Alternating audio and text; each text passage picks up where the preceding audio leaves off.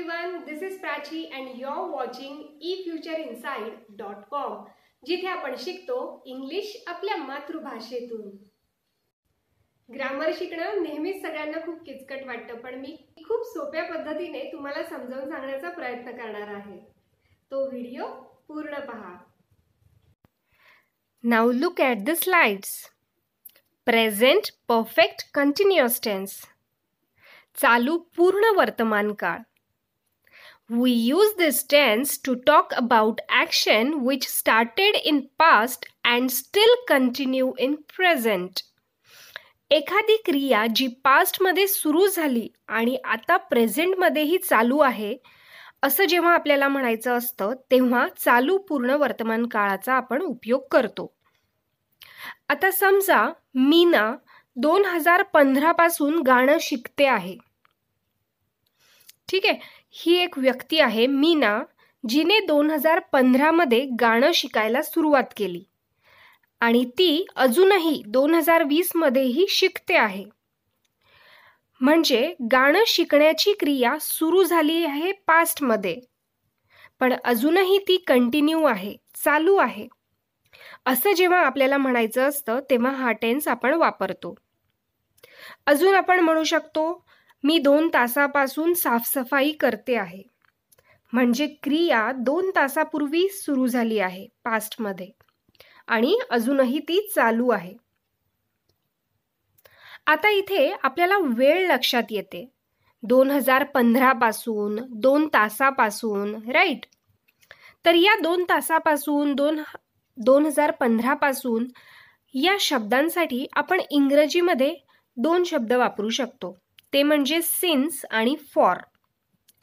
तर या टेन्समध्ये आपल्याला हॅव बीन, हॅज बीन आणि सिन्स फॉर हे समजून घ्यायचं आहे. Okay, now let's see affirmative form.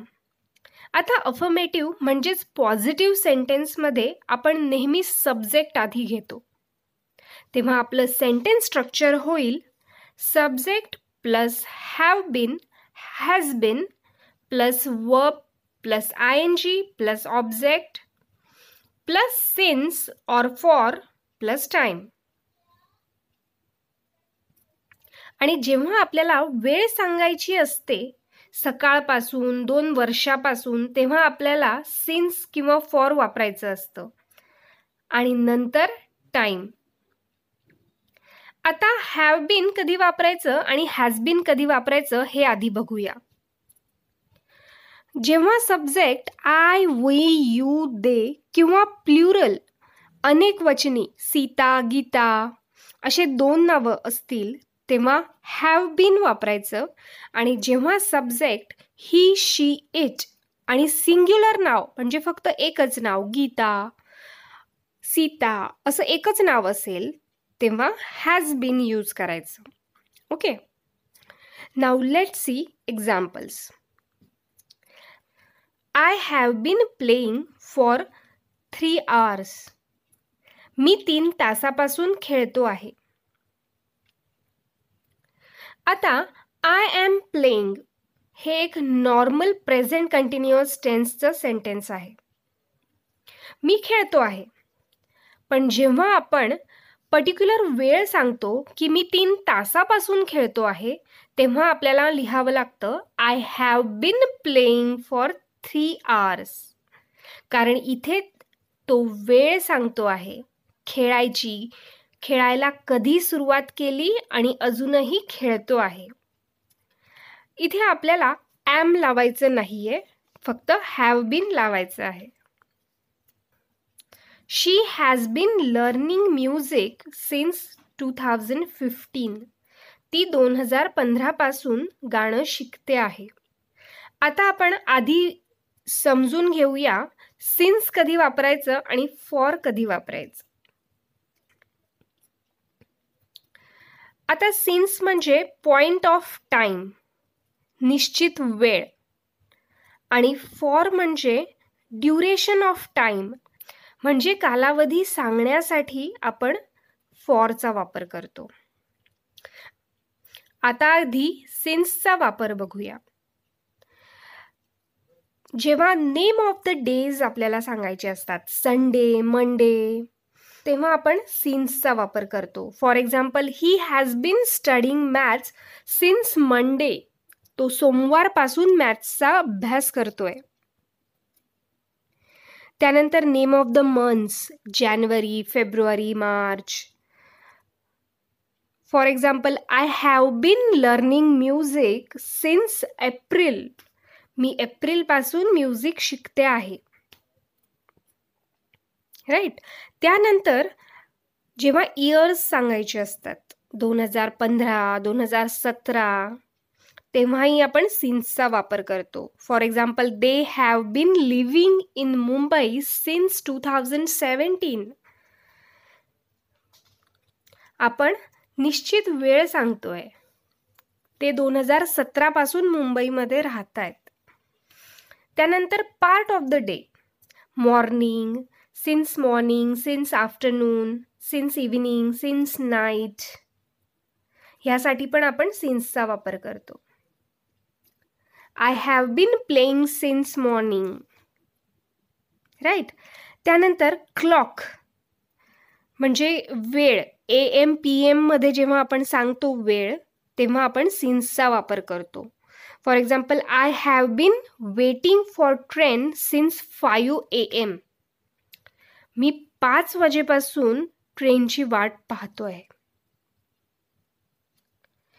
त्यानंतर आपण म्हणतो last week, last month, last year, त्यासाठी पण आपण सिन्सचा वापर करतो. He has been doing this work since last week. तो मागच्या आठवड्यापासून हे काम करतोय. राईट. त्यानंतर name of the seasons, since autumn, since winter. त्यानंतर name of the festivals, since Diwali, since Christmas. अशा पद्धतीने आपण वापर करू शकतो. ओके, हे झाले सिन्सचे. आता बघूया फॉरचा वापर. फॉर लक्षात ठेवायला अगदी सोपं आहे. जिथे काउंटिंग होतं 1 2 3 नंबर्स येतात, तिथे आपल्याला फॉरचा वापर करायचा आहे. म्हणजे संडे मंडेच्या ऐवजी जर आपल्याला म्हणायचं असेल की 2 दिवसापासून, तेव्हा आपण फॉर 2 डेज म्हणू शकतो. For example, he has been studying maths for 3 days. तो 3 दिवसापासून मॅथ्सचा अभ्यास करतोय. ओके, इथे नंबर आलाय 3 दिवस. त्यानंतर नेम ऑफ द मंथ्समध्ये जानेवारी फेब्रुवारीच्या ऐवजी आपण म्हटलं 2 मंथ्स, 6 मंथ्स, तेव्हा आपण फॉरचा वापर करू शकतो. For 6 month, for 2 months. तसंच क्लॉकमध्ये AM PM न म्हणता आपण म्हणू शकतो फॉर 3 hours, फॉर 1 hour. तसंच लास्ट वीक, लास्ट मंथच्या ऐवजी आपण म्हणू शकतो for 3 weeks, for 2 weeks, for 3 years. Right. I hope तुमच्या हे लक्षात आलं असेल. तुम्ही याचा स्क्रीनशॉट काढू शकता किंवा पॉज करून लिहून घेऊ शकता. Okay, now let's C negative form. आता इथे आपल्याला फक्त हॅव हॅज नंतर नॉट लावायचं आहे आणि त्यानंतर बीन, म्हणजे हॅव बीनच्या मध्ये नॉट, हॅज बीनच्या मध्ये नॉट वापरायचं. तेव्हा आपलं सेंटेन्स स्ट्रक्चर होईल subject plus have has plus not plus been plus verb plus ING plus object plus since और for plus time. For example, I have not been playing since morning. मी सकाळपासून खेळत नव्हतो. She has not been studying for 2 hours. ती 2 तासापासून अभ्यास करत नव्हती. इथे आपण हॅव नॉटच्या ऐवजी हॅवंट आणि हॅज नॉटच्या ऐवजी हॅझंट हे कॉन्ट्रॅक्शन वापरू शकतो. I haven't been playing since morning. She hasn't been studying for 2 hours. Okay, now let's see interrogative sentence. यासाठी आपलं सेंटेन्स स्ट्रक्चर होईल आधी have has plus subject plus been plus verb plus ING plus object plus since or for plus time आणि नंतर question mark. For example, has she been playing for 2 hours? ती 2 तासापासून खेळत होती का? याचं उत्तर फक्त हो किंवा नाही एवढंच असतं.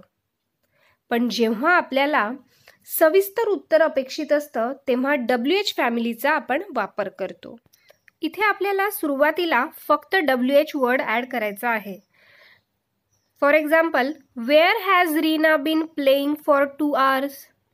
रीना 2 तासापासून कुठे खेळत होती? आता ती कधीपासून खेळत होती? तर या कधीपासूनसाठी आपण 2 प्रकारे प्रश्न विचारू शकतो. सिन्स वेन आणि फॉर हाऊ लॉंग. एक्झाम्पल्स बघूया. Since when has she been playing? ती कधीपासून खेळते आहे? किंवा for how long has she been playing? अशा दोन्ही पद्धतीने आपण प्रश्न विचारू शकतो. आता हा टेन्स तुम्हाला किती समजलाय हे जाणून घेण्यासाठी आपण एक प्रॅक्टिस ॲक्टिव्हिटी करणार आहोत. तुमच्या समोर काही सेंटेन्स येतील आणि त्यात काही मिस्टेक्स आहेत, त्या तुम्हाला 5 सेकंदात ओळखायच्या आहेत. Okay, so let's do some practice activity. First, they has been sleeping for 1 hour.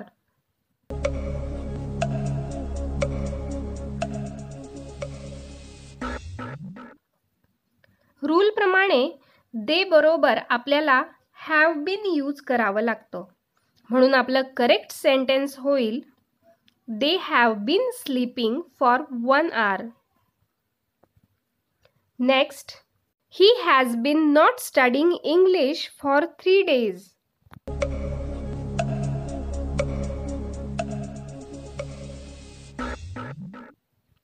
इथे निगेटिव्ह सेंटेन्समध्ये आपल्याला हॅज आणि बीनच्या मध्ये नॉट लावायचं आहे. म्हणजे आपलं करेक्ट सेंटेन्स होईल he has not been studying English for 3 days. Next, she has been eating since 1 hour.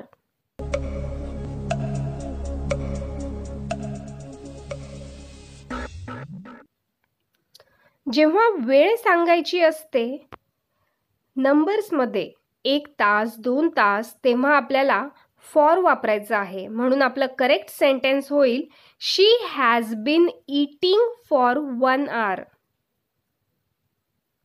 ती 1 तासापासून जेवते आहे.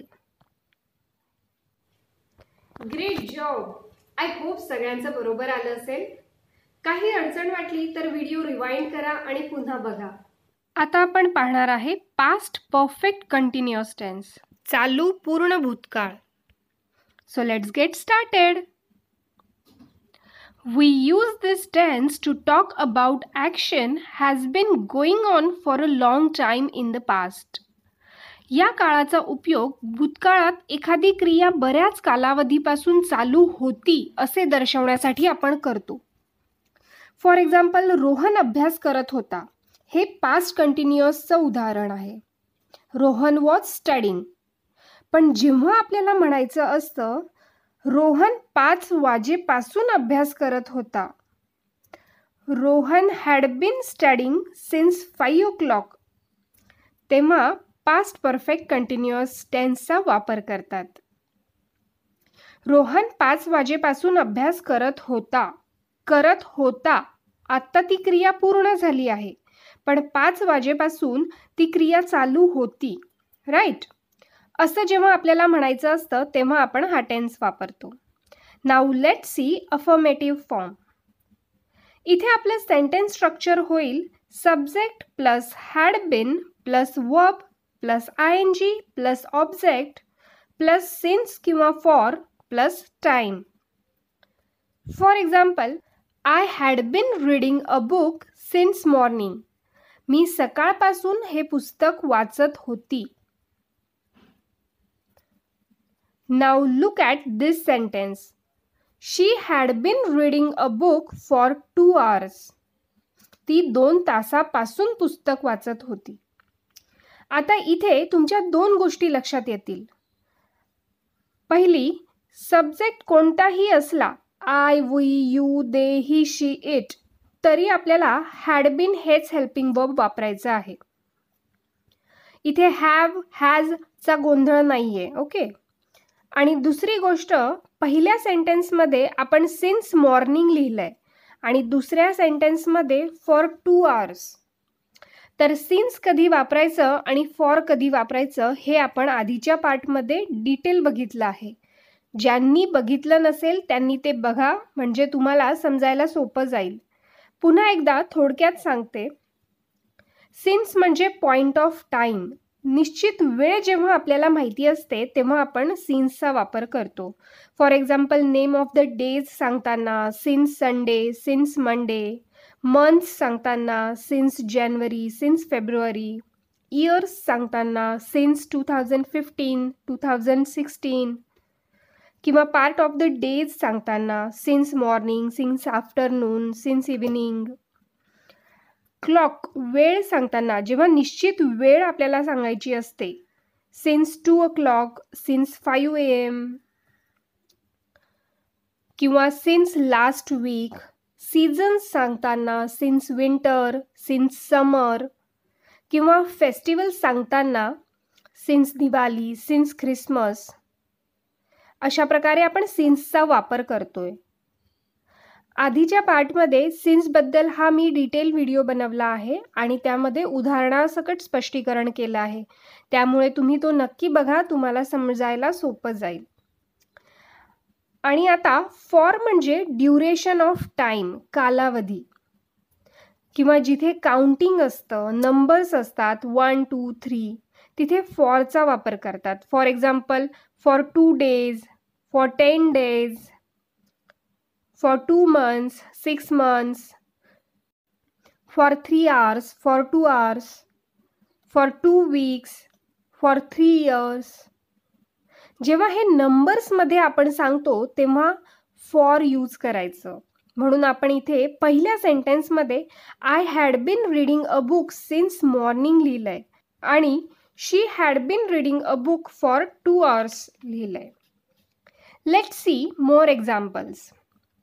Reena had been crying since afternoon. Reena दुपारपासून रडत होती. He had been learning English for 1 year. तो 1 वर्षापासून इंग्रजी शिकत होता. म्हणजे इथे आपल्याला लक्षात ठेवायचं आहे had been आणि since व फॉरचा वापर. आय होप तुमच्या हे लक्षात आलं असेल. Now let's C negative form. इथे आपल्याला हॅड आणि बीनच्या मध्ये फक्त नॉट ॲड करायचं आहे. तेव्हा आपलं सेंटेन्स स्ट्रक्चर होईल subject plus had plus not plus been plus verb plus ING plus object plus since किंवा for plus time. For example, Reena had not been crying since afternoon. Reena दुपारपासून रडत नव्हती. He had not been learning English for 1 year. तो 1 वर्षापासून इंग्रजी शिकत नव्हता. इथे आपण हॅड नॉटच्या ऐवजी हॅडंट हे कॉन्ट्रॅक्शन वापरू शकतो. तर अशा प्रकारे आपल्याला निगेटिव्ह सेंटेन्स बनवता येतील. Now let's see interrogative form, प्रश्नार्थी वाक्य. इथे आपलं सेंटेन्स स्ट्रक्चर होईल आधी had plus subject plus been plus verb plus ING plus object plus since किंवा for plus time and then question mark. For example, had Reena been crying since afternoon. Reena दुपारपासून रडत होती का? Had he been learning English for 1 year. तो 1 वर्षापासून इंग्रजी शिकत होता का? असे आपण जेव्हा प्रश्न विचारतो तेव्हा आपल्याला हो किंवा नाही एवढंच उत्तर अपेक्षित असतं. पण जेव्हा आपल्याला सविस्तर उत्तर हवं असतं तेव्हा WH फॅमिली वर्ड्सचा वापर करावा लागतो. तेव्हा आपल्याला फक्त या सेंटेन्स स्ट्रक्चरच्या आधी WH वर्ड ॲड करायचा आहे. For example, why had Reena been crying since afternoon? Reena दुपारपासून का रडत होती? राईट. आता कधीपासूनसाठी आपण अजून 2 प्रकारे प्रश्न विचारू शकतो. ते म्हणजे सिन्स वेन आणि for how long. For example, since when had Reena been crying? Reena कधीपासून रडत होती? किंवा for how long had Reena been crying? अशा पद्धतीने आपण प्रश्न विचारू शकतो. आता हा टेन्स तुम्हाला किती समजलाय हे जाणून घेण्यासाठी आपण एक प्रॅक्टिस ॲक्टिव्हिटी करणार आहोत. तुमच्या समोर काही सेंटेन्स येतील आणि त्यात काही मिस्टेक्स आहेत, त्या तुम्हाला 5 सेकंदात ओळखायच्या आहेत. Okay, so let's do some practice activity. First, Ram has been walking for 1 hour.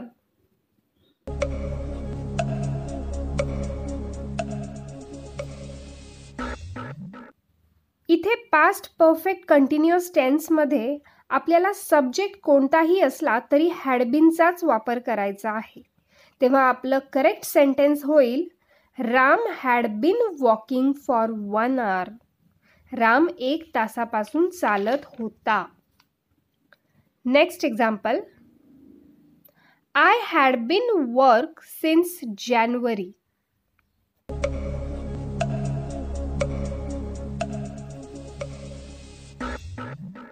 इथे सब्जेक्ट नंतर हॅड बीन करेक्ट आहे, पण वर्ब नंतर आपल्याला ING लावायचं आहे. तेव्हा आपलं सेंटेन्स होईल, I had been working since January. Next example, he was playing since morning.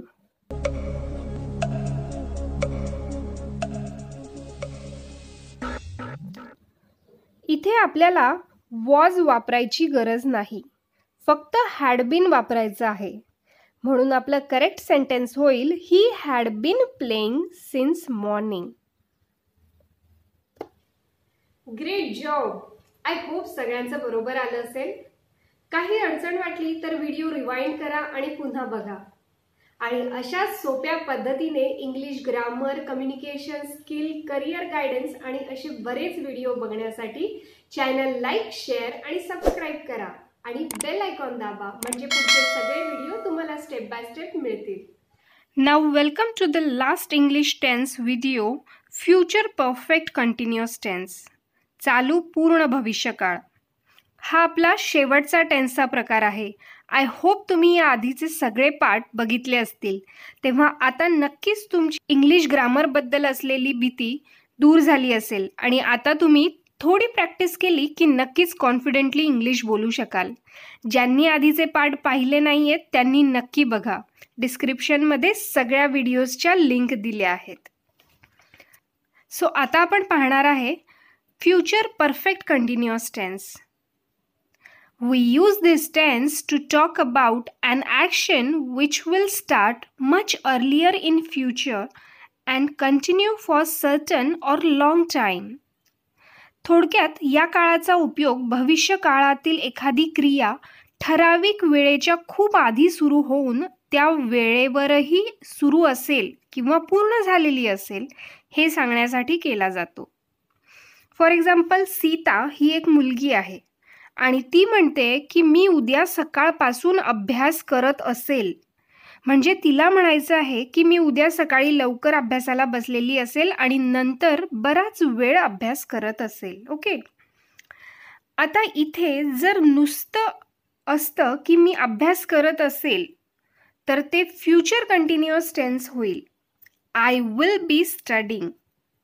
पण इथे म्हटलं आहे की मी सकाळपासून अभ्यास करत असेल, म्हणजे वेळ सांगितली आहे, म्हणून ते फ्युचर परफेक्ट कंटिन्युअस टेन्स होईल.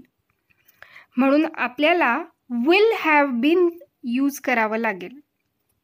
तेव्हा आपलं सेंटेन्स होईल I will have been studying since morning. इथे सब्जेक्ट कोणताही असला तरी आपल्याला विल हॅव बीनचाच वापर करायचा आहे. Now let's see affirmative form. इथे आपलं सेंटेन्स स्ट्रक्चर होईल subject plus will have been plus verb plus ING plus object plus since किंवा फॉर प्लस टाईम. आता सिन्स आणि फॉरचा वापर कसा करायचा हे आपण आधीच्या पार्ट्समध्ये डिटेल बघितलं आहे, तेव्हा ज्यांनी बघितलं नाही आहे त्यांनी ते नक्की बघा. ओके. आता फ्युचर कंटिन्युअस टेन्स आणि फ्युचर परफेक्ट कंटिन्युअस टेन्समध्ये नेहमी गोंधळ होतो, त्यामुळे यातला फरक आधी लक्षात घ्या. For example Rohan will be walking. Rohan चालत असेल हे फ्युचर कंटिन्युअस टेन्सचं उदाहरण आहे. पण Rohan will have been walking for 2 hours. आता इथे आपण अंदाजे सांगतोय की नुसतं चालत नाहीये तर तो 2 तासापासून चालत असेल, म्हणून हा फ्युचर परफेक्ट कंटिन्युअस टेन्स आहे, कारण इथे कधीपासून क्रिया चालू आहे ती वेळ आपल्याला कळते, 2 तासापासून. शी विल बी वेटिंग. ती वाट बघत असेल हे फ्युचर कंटिन्युअसचं उदाहरण आहे. पण she will have been waiting since 5 o'clock. ती 5 वाजेपासून वाट बघत असेल. इथे आपल्याला 5 वाजेपासून म्हणजे वेळ कळते, म्हणून ते फ्युचर परफेक्ट कंटिन्युअस टेन्सचं उदाहरण आहे. म्हणजे इथे आपल्याला लक्षात ठेवायचं आहे विल हॅव बीन आणि सिन्स फॉर आणि time. Okay. Now let's C negative form. इथे आपल्याला विल आणि हॅव बीनच्या मध्ये फक्त नॉट ॲड करायचं आहे. तेव्हा आपलं सेंटेन्स स्ट्रक्चर होईल subject plus will plus not plus have been plus verb plus ING plus object plus since किंवा for plus time. For example Rohan will not have been walking for 2 hours. Rohan 2 तासापासून चालत नसेल. She will not have been waiting since 5 o'clock. ती 5 वाजेपासून वाट बघत नसेल. इथे आपण विल नॉटच्या ऐवजी वोंट हे कॉन्ट्रॅक्शन वापरू शकतो. Rohan won't have been walking for 2 hours. She won't have been waiting since 5 o'clock. Now let's see interrogative form. प्रश्नार्थी वाक्य. यासाठी आपलं सेंटेन्स स्ट्रक्चर होईल आधी विल नंतर subject plus have been plus verb plus ING plus object plus since किंवा for plus time आणि नंतर question mark. For example, will Rohan have been walking for 2 hours? Rohan 2 तासापासून चालत असेल का? Next, will she have been waiting since 5 o'clock? ती 5 वाजेपासून वाट बघत असेल का? असे प्रश्न आपण विचारतो तेव्हा त्याचं उत्तर हो किंवा नाही एवढंच अपेक्षित असतं. पण जेव्हा आपल्याला सविस्तर उत्तर हवं असतं तेव्हा WH फॅमिलीचा उपयोग करावा लागतो. तेव्हा आपल्याला या सेंटेन्सच्या आधी फक्त WH वर्ड ॲड करायचा आहे. For example where will Rohan have been walking for 2 hours? Rohan 2 तासापासून कुठे चालत असेल? Why will she have been waiting since 5 o'clock? ती 5 वाजेपासून का वाट बघत असेल? कधीपासून साठी आपण अजून 2 प्रकारे प्रश्न विचारू शकतो. ते म्हणजे सिन्स वेन आणि for how long. For example, since when will she have been waiting. ती कधीपासून वाट बघत असेल. किंवा for how long will Rohan have been walking. Rohan कधीपासून चालत असेल. इथे वेळ विचारण्यासाठी आपण असे प्रश्न विचारले आहेत. ओके. आता हा टेन्स तुम्हाला किती समजलाय हे जाणून घेण्यासाठी आपण एक प्रॅक्टिस ऍक्टिव्हिटी करणार आहोत. तुमच्या समोर काही सेंटेन्स येतील आणि त्यात काही मिस्टेक्स आहेत, त्या तुम्हाला 5 सेकंदात ओळखायच्या आहेत. Okay, so let's do some practice activity. First, he will had been sleeping for 3 hours.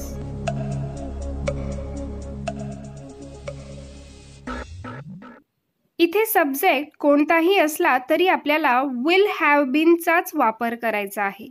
म्हणून आपलं करेक्ट सेंटेन्स होईल he will have been sleeping for 3 hours. तो 3 तासापासून झोपला असेल. Next, she will have been cooked since 7 o'clock.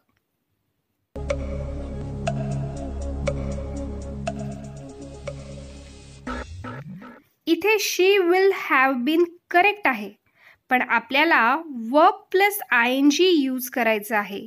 तेव्हा आपलं correct sentence होईल she will have been cooking since 7 o'clock. Next, they will have been not working since March.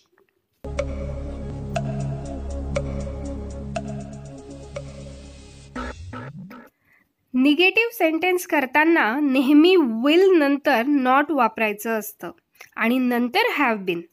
तेव्हा आपलं correct sentence होईल they will not have been working since March. Great job. I hope सगळ्यांचं बरोबर आलं असेल. काही अडचण वाटली तर व्हिडिओ रिवाइंड करा आणि पुन्हा बघा.